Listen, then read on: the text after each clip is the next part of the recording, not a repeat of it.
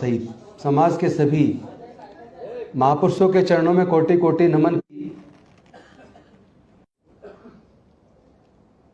एक सवाल है, उस सवाल का जवाब हमें और आपको खोजना होगा।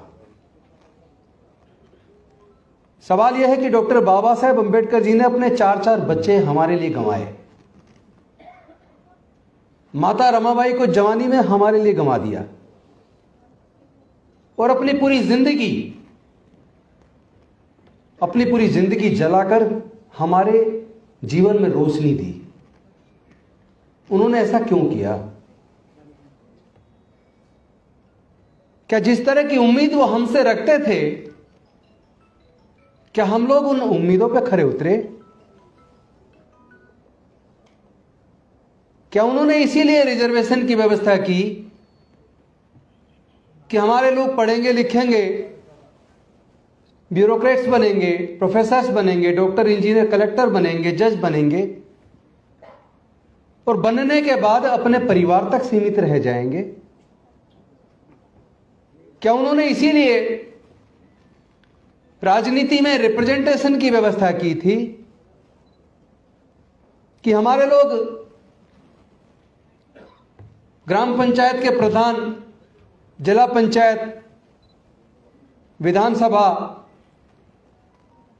या संसद के अंदर सांसद बन के, मंत्री बन के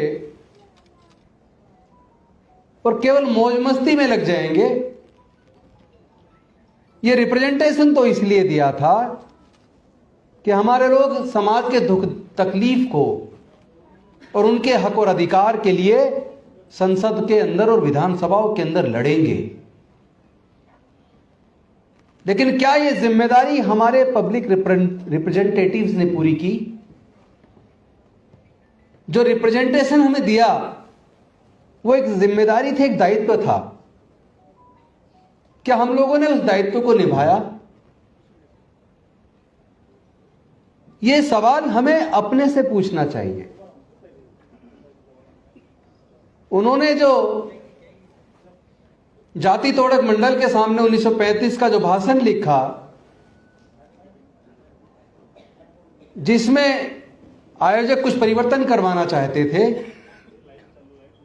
लेकिन डॉक्टर बाबा साहेब अंबेडकर जी ने कहा मैं तो एक कोमा और मात्रा भी नहीं हटाऊंगा। और वो फिर एनालिसिस ऑफ कास्ट के रूप में, एक पुस्तक के रूप में हमारे सामने आया। मैं समझता हूं इस सामाजिक व्यवस्था का इतना सुंदर चित्रण, इतना बेहतरीन रिसर्च और इस सामाजिक व्यवस्था का इतना अच्छा ऑपरेशन शायद जो एनालिसिस ऑफ कास्ट के अंदर है वो किसी दूसरी पुस्तक में नहीं मिलेगा। और जो बात वो समझाना चाहते थे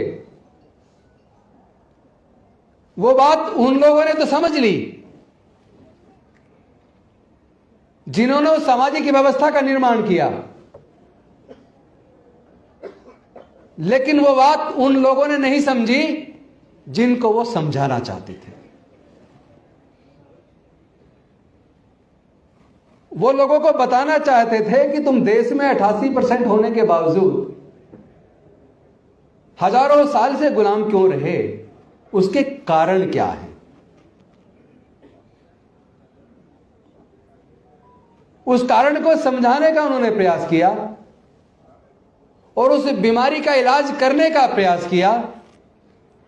लेकिन जब वो उन्हें लगा कि इस बीमारी का इलाज होता नहीं दिख रहा, तो उन्होंने खुद उसका फिर निवारण का रास्ता निकाला।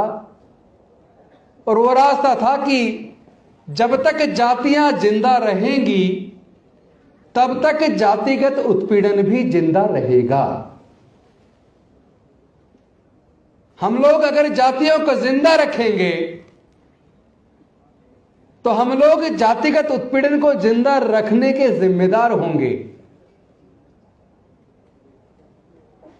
वो ये बताना चाहते थे कि हमें इस पर चिंतन करना चाहिए कि ये जातियां किसने बनाई और जातियों को बनने से किसको फायदा हुआ और जातियों के बनने से किसको नुकसान हुआ। अगर केवल इस सवाल का आप लोग जवाब खोज लें तब आपको समझ आएगा डॉक्टर बाबा साहेब अम्बेडकर जी ने 14 अक्टूबर 1956 को बौद्ध धर्म की दीक्षा क्यों ली और 22 प्रतिज्ञाएं क्यों दिलवाई। लेकिन अगर इस सच्चाई को नहीं जानोगे, केवल इतना कहोगे कि मैं बाबा साहेब अम्बेडकर को मानता हूं, लेकिन बाबा साहेब की अम्बेडकर की बात को नहीं मानोगे, ना बाबा साहेब अम्बेडकर को मानते हो, ना बाबा साहेब अम्बेडकर को जानते हो, ना उनके विचार को आचरण में उतारते हो, ये गले में नीला पटका हमारे लिए क्रांति का प्रतीक हो सकता है, लेकिन ये पंचशील का पटका हमारा अभिमान और गौरव है। अगर नीला पटका भी गले में हो और पंचशील का पटका भी गले में हो और पंचशील को अपने जीवन में आचरण में उतार लें, तो शायद हम डॉक्टर बाबा साहब अम्बेडकर का सपना पूरा कर सकते हैं। पर उसके लिए सच्चा अम्बेडकरवादी बनना होगा। नकली अम्बेडकरवादी बनने से काम नहीं चलेगा। इस लड़ाई को लड़ना होगा। मैंने एक विधायक रहते हुए और एक मंत्री के तौर पर, रतनलाल जी इस बात के गवाह, और आप लोगों ने भी अगर दिल्ली की विधानसभा की डिबेट को सुना हो, तो मैंने सामाजिक मुद्दों को हमेशा बेहद मजबूती के साथ बिना किसी डर के उठाया है। अब कोई कहता 50 लाख का इनाम गर्दन काटने पर, उन्हें पता नहीं है, जरा उनसे कोई पूछे भाई किस किस की गर्दन काटोगे? सच्चा अम्बेडकरवादी कभी डर नहीं सकता। और डर तो दूर की बात है, वो आसानी से कभी मर भी नहीं सकता। हमारे अंदर जो खून का प्रवाह है वो डॉक्टर बाबा साहेब अम्बेडकर का खून है। उसको डराने की कोशिश मत करना। डर तो तुम्हारे व्यवहार में और नजर आ रहा है। पहली बार लगा कि तीर सही निशाने पे लगा है। चूंकि यह लड़ाई तलवार से, तीर से, बंदूक से नहीं लड़ी जा सकती। यह लड़ाई विचारधारा की लड़ाई है। यह विषमता और समता के बीच की लड़ाई है। यह इंसानियत और हैवानियत के बीच की लड़ाई है। यह मानवता और दानवता के बीच की लड़ाई है। एक तरफ फूले साहू अम्बेडकर की, पेरियार की विरासत है, और दूसरी तरफ जातिवादी मानसिकता से पीड़ित बीमार लोगों की है। तो लड़ाई तो बुद्धि और विवेक की है, तो बुद्धि और विवेक से जीती जाएगी। अनफॉर्चुनेटली हमारे लोग बहुत ही ज्यादा भावुक और भोले हैं, भावुकता से लड़ाई लड़ते हैं और हार जाते हैं। जब डॉक्टर बाबा साहेब अम्बेडकर आपको बुद्धि और विवेक की बात करके गए, तथागत बुद्ध ने कहा अत्तदीप भव, अपना दीपक स्वयं बनो। किसी बात को इसलिए मत मानो बड़े किसी धर्मशास्त्र में लिखी है, किसी बहुत बड़े व्यक्ति ने कही है। किसी बात को मानने से पहले पढ़ो, समझो, जानो, परीक्षण करो, बुद्धि और विवेक की कसौटी पर कस कर देखो। उसके बाद आपको लगे ये बात सही है, तब उस बात को मानो। तो फिर भावुकता से क्यों लड़ रहे हो भाई? बुद्धि से लड़ो ना। मैंने जो कल राष्ट्रपति जी को चिट्ठी लिखी, होम मिनिस्टर को लिखी, बाकी सारी अथॉरिटीज को लिखी, सुप्रीम कोर्ट को लिखी, हाई कोर्ट को लिखी, मैंने उसमें यह बात लिखी जो आपने उठाई अपने भाषण में, कि ये धमकी देने वाले लोगों की इस बात की जांच कीजिए, ये पैसा इनके पास से आता कहां से है, इसके सोर्स क्या है। और दूसरी बात मैंने उसमें लिखी, इनके कौन से आतंकवादी संगठनों से तार जुड़े हैं, इसकी भी जांच होनी चाहिए। बहुत सारे बेकसूर लोग जेल के अंदर सड़ रहे हैं, जिन्होंने इतनी खतरनाक बातें नहीं की, छोटी मोटी बात पे भी उनको जेल में डाला हुआ है कई कई साल से, और ये खुलेआम आतंक पैदा कर रहे हैं।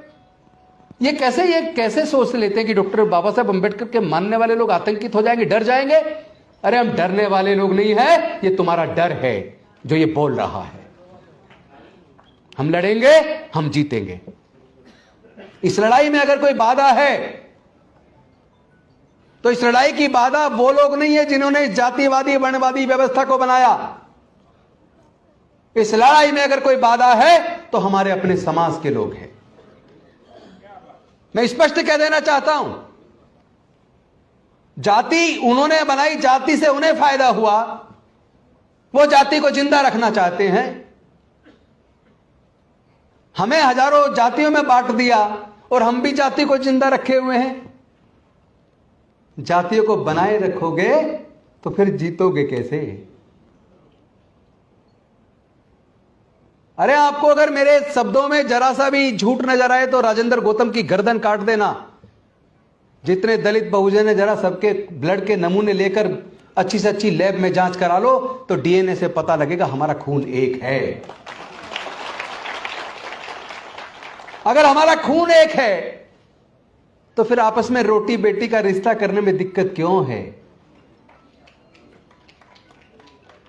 हम लोग टुकड़ों में क्यों बटे हुए हैं?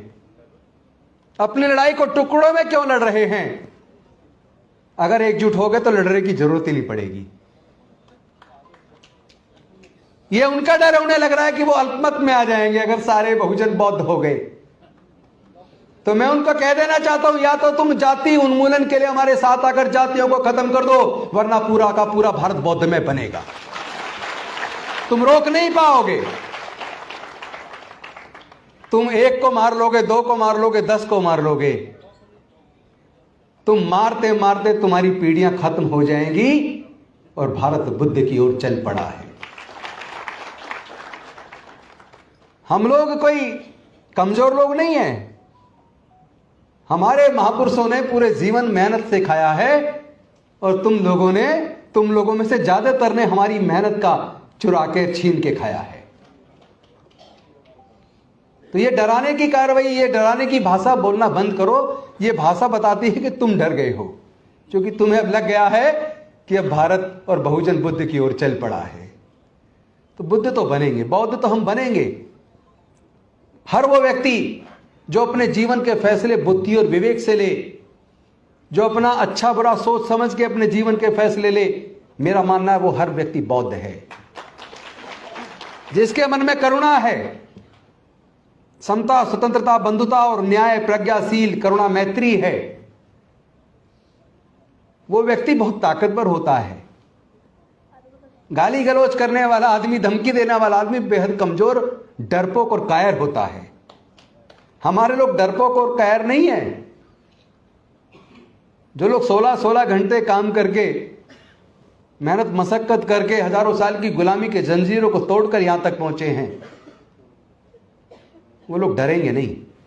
उनको समझ आ गया डॉक्टर बाबा साहब अम्बेडकर क्यों भारत को बौद्ध में बनाना चाहते थे।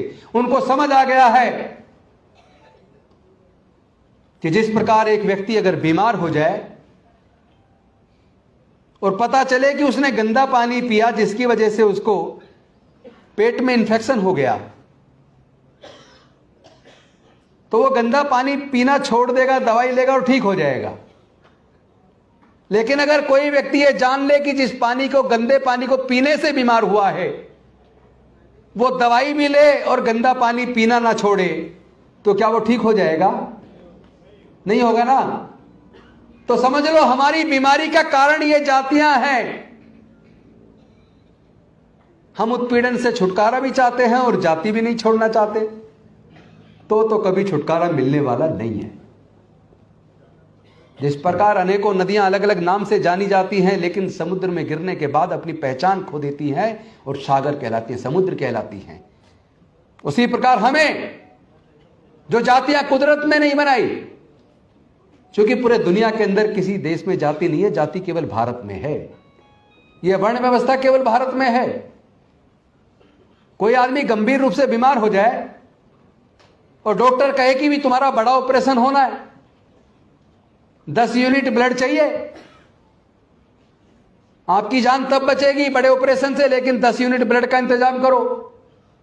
मुझे पूरे दुनिया में केवल एक एग्जाम्पल दिखा दो जिसका ऑपरेशन होना है, जो पीड़ित है वो ये कहे मुझे केवल ब्राह्मण का या क्षत्रिय का ब्लड चाहिए।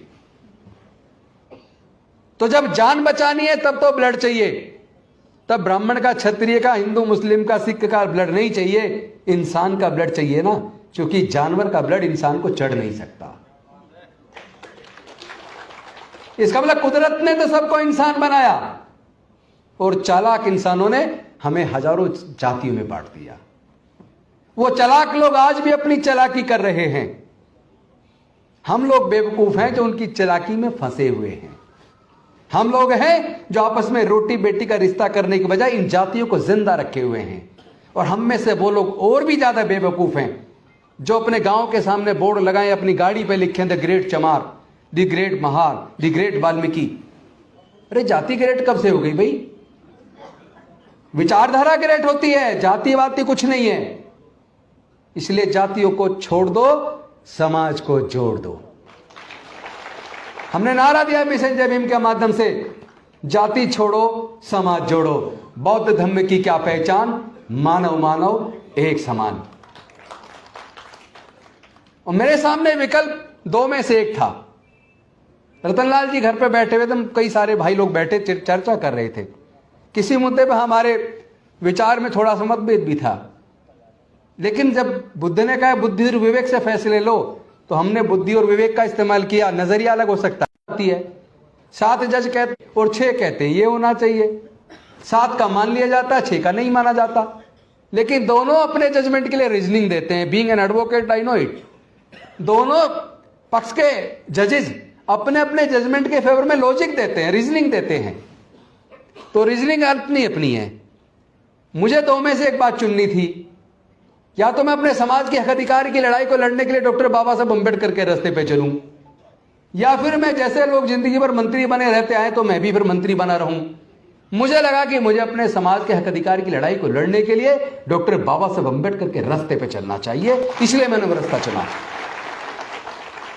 इसलिए मैंने रिजाइन किया। जो लोग 22 प्रतिज्ञाओं की ऊपर की 3-4 प्रतिज्ञाओं का विरोध कर रहे हैं, मैं सच बता रहा हूं, विरोध करने वालों ने 22 प्रतिज्ञाओं को पढ़ा नहीं होगा। जिस दिन पढ़ लेंगे ना, उस दिन उनके दिमाग के जो अंदर जो कीचड़ जमी है वो साफ हो जाएगी। जब थाने के अंदर पूछताछ के लिए मुझे बुलाया, एसएचओ ने जो जो सवाल लिखे, मैंने उन सवालों के जवाब दे दिए। उसके सवाल पूरे हो गए। मैंने कहा भाई आपके सवाल और कोई है? कह रहा जी और कोई सवाल नहीं है। तो मैंने कहा फिर मैं चलता हूं। कह नहीं 1 मिनट रुको, मैं डीसीपी से बात कर लूं। उसने डीसीपी से बात की। डीसीपी ने कहा कि ये जो जवाब इन्होंने दिए हैं सवालों के, मुझे लेके आ जाओ। एसएचओ कहने जी आप थोड़ा यहां बैठो, चाय वाय पियो, मैं जरा ये बयान डीसीपी को पढ़वा के आता हूं। मैंने कहा भाई टेक्निकली इतना दुनिया आगे बढ़ गई है, व्हाट्सएप कर दो, पढ़ लेंगी। उन्होंने फिर डीसीपी को फोन किया। उन्होंने कहा नहीं आप लेके आओ। मैं तो समझ रहा था कि डीसीपी नहीं बुला रहा, ये तो बेवकूफ बना रहा है, हमें बेवकूफ समझ रहा है, पर हम बेवकूफ नहीं है। बेसिकली बीजेपी का मुख्यालय वहां से करीब 5 किलोमीटर दूरी पे था, दीनदयाल उपाध्याय मार्ग पर, जहां बीजेपी के बड़े नेता और उनके वकीलों की फौज बैठी हुई थी। वो वहां गए, उन्होंने सवालों के जवाब पढ़े और पढ़ के देखा यार ये तो सारी इतनी तार्किक बात है, इसका तो कोई हमारे पास भी जवाब नहीं है। तो उन्होंने 3 जवाब और एसएचओ को लिख के भेजे कि ये और पूछ लो। एसएचओ वापस आए। मैंने कहा भाई आ गए? हाँ आ गए। मैंने कहा बताओ क्या क्या सवाल है? 3 सवाल में से मैंने 2 के जवाब देके जो तीसरा सवाल था वो मैं आपको बताना चाहता हूं। उनका क्वेश्चन था क्या ये 22 प्रतिज्ञाएं जो 14 अक्टूबर 1956 को डॉक्टर बाबा साहब अम्बेडकर जी ने उस वक्त अपने लाखों अनुयायियों को दी थी और उस वक्त दोहराई गई थी, क्या ये 22 प्रतिज्ञाएं आज भी उतनी ही प्रासंगिक हैं जितनी उस वक्त थी? मैंने लेके 56 से बाद का, चूंकि 56 तक तो बाबा साहब का हो गया, 56 से आज तक की जितनी बड़ी घटनाएं हमारे साथ उत्पीड़न की घटी हैं उनका हवाला देते हुए, और जितेंद्र मेघवाल, इंद्र मेघवाल का, हाथरस की बेटी का, प्रतापगढ़ में मूर्ति छोड़ने पे हत्या का सारी घटनाक्रम देते हुए, और पुरी के, जगन्नाथपुरी के मंदिर की घटनाएं की राष्ट्रपति रहते हुए रामनाथ कोविंद जी को भी मंदिर में घुसने नहीं दिया कि तुम राष्ट्रपति हो लेकिन दलित हो इसलिए मंदिर में नहीं घुस सकते। इस सारा हवाला देते हुए मैंने कहा, इन परिस्थितियों से प्रतीत होता है कि जो परिस्थितियां उस वक्त थी वो खत्म नहीं हुई हैं। इन 22 प्रतिज्ञाओं की प्रासंगिकता आज भी उतनी है। उसके बाद तो फिर वो फंस गए, उनके पास जवाब नहीं है, क्योंकि इसका जवाब केवल बौद्धमय भारत है। भारत तो बुद्धि और विवेक से चलेगा, भावनाओं से नहीं चलेगा। और भारत किसी के बाप की बपोती भी नहीं है। वो हत्या कर रहे हैं, वो तो घड़ा छूने पर आज भी हमारे बच्चों की हत्या कर रहे हैं, वो तो मंदिर में घुसने पर, मूर्ति छू लेने पर आज भी हमारे भाइयों का कत्ल कर रहे हैं। मतलब आप हमारी हत्या करते आ रहे हो हजारों साल तक, उस दर्द का तुम्हें एहसास नहीं है। और हमारी 22 प्रतिज्ञाओं से तुम्हें दर्द हो गया। अगर ये तुम्हें दर्द हो रहा है तो जब तक तुम जातिवाद को जड़ से खत्म करने के लिए हमारे साथ नहीं आते, ये दर्द हम तुम्हें बार बार देंगे। और ये गुलामी और ये उत्पीड़न हमें स्वीकार नहीं है। हमारा दिल रोता है जब अखबार में देखते हैं या टीवी पे देखते हैं या व्हाट्सएप पे हमारे पास रोज घटनाएं पूरे देश से आती हैं। क्या हमारे लोग इंसान नहीं है? क्या हमारी बहनें बहनें नहीं है? क्या हमारे भाइयों का जब कत्ल होता तो कत्ल नहीं है? क्या हमारे दर्द का एहसास भी वो लोग कभी करेंगे या नहीं करेंगे? वो तो हमारे लोगों की हत्या करने में गौरव समझते हैं। ये चलने वाला नहीं है। हम मर सकते हैं, किसी कीमत पर झुक नहीं सकते। हम लड़ेंगे भी और जीतेंगे भी। और जो रतनलाल जी कह रहे थे ना कि केवल शांति और मानवता से काम नहीं चलेगा, यह काम लाठी डंडे और गोली से भी नहीं चलेगा। क्योंकि मेरा यह मानना है, मैं बाबा साहब को मानता हूं, तथागत बुद्ध को मानता हूं, फूले साहब अम्बेडकर की विरासत को आगे बढ़ाने का मेरा संकल्प है। यह लड़ाई हथियारों से नहीं लड़ी जा सकती, क्योंकि यह लड़ाई विचारधारा की है। इसे विचारधारा से लड़ना होगा, भावनाओं से नहीं लड़ना होगा। बस एक ही तरीका, बहुत आसान तरीका है। लठ जलाने की जरूरत ही नहीं है, खून बहाने की भी जरूरत नहीं है। केवल डॉक्टर बाबा साहब अम्बेडकर के संविधान पे चल जाओ। जातियों को छोड़ दो, समाज को जोड़ दो। जब ये समाज पूरा एकजुट होकर बौद्धमय भारत बनेगा तो पूरी दुनिया के बौद्ध देश हमारे साथ खड़े हो जाएंगे। और बहुजनों में से आधे भी अगर बौद्ध बन गए, आधे भी, तो भारत के अंदर 50 करोड़ लोग जब बौद्ध होंगे तो अल्पमत में कौन होगा? कौन होगा अल्पमत में? वही होगा जो हमें डराने की कोशिश कर रहा है। एक्चुअली वो हमें नहीं डरा रहा, उसका डर, उससे ये खामेखा कि उसे पागलपन के दौरे पड़ने शुरू हो जाते हैं ना। ये हमारे संघर्ष की जीत है। मैं इसे अपने संघर्ष की जीत मानता हूं कि पहली बार आरएसएस चीफ को आके ये कहना पड़ा कि अब वर्ण व्यवस्था और जातिवाद खत्म होना चाहिए। अब ये तय समाज को नहीं करना चाहिए कौन घोड़ी पर चढ़ेगा कौन नहीं चढ़ेगा। सबके जलाशय, मंदिर, कब्रिस्तान एक होने चाहिए। ये पहली बार आरएसएस ने बोला है। ये आपकी विचारधारा की और आपकी एकता की जीत है। ये डॉक्टर अम्बेडकरवाद की जीत है। इसको भी और आगे बढ़ाना है, क्योंकि अभी तो केवल मन में नहीं है, जुबान पे आया है। अभी उन्हें मन में भी स्वीकार करना पड़ेगा। अगर भारत को वही गौरव लौटाना जो तथागत बुद्ध के समय पर, सम्राट अशोक के टाइम पर पूरा भारत बौद्ध में था, तो भारत को बुद्धि और विवेक से चलना होगा, भावनाओं से नहीं। मैं दलित पैंथर्स की 50वीं वर्षगांठ पर आपको बधाई तो दूंगा, शुभकामनाएं तो दूंगा, क्योंकि दलित पैंथर्स का एक गौरवशाली इतिहास है। लेकिन आज दलित पैंथर कहां है? इस सवाल का जवाब तुम्हें खुद खोजना होगा। सबसे ज्यादा बौद्ध विहार पूरे दुनिया में अगर कहीं है तो वो नागों की नगरी, हमारे बहुजनों की जो ऐतिहासिक राजधानी नागपुर है, नागपुर के अंदर है। लेकिन नागपुर के गली गली में संगठन है। मैं समता सैनिक दल का 32-33 साल सिपाही रहा हूं, नेशनल चीफ जनरल सेक्रेटरी तक रहा हूं। सालों तक कोर्ट में केस भुगते हमने। लेकिन मैं एक बात कहना चाहता हूं, हम ही लोगों ने हजारों संगठन बना दिए, समता सैनिक दल के कई टुकड़े बना दिए, आरपीआई के कई टुकड़े बना दिए, भारतीय बौद्ध महासभा के कई टुकड़े बना दिए। जब हमारा विचारधारा एक है, लक्ष्य एक है, तो फिर हम टुकड़े में क्यों बटे हैं? और जाति बीमारी का कारण है, तो हम जातियों में क्यों बटे हैं? बस इस सवाल का जवाब खोज लीजिए, आपको आज़ादी मिल जाएगी। आप फिर से प्रबुद्ध भारत, बाबा साहेब का बौद्धमय भारत का निर्माण कर पाएंगे, बाबा साहेब के सपनों को पूरा कर पाएंगे। आपने मुझे सम्मान दिया, बोलने का मौका दिया, इसके लिए मैं आपका आभार व्यक्त करता हूँ। बहुत बहुत धन्यवाद। नमो बुद्धाय। जय भीम, जय भारत।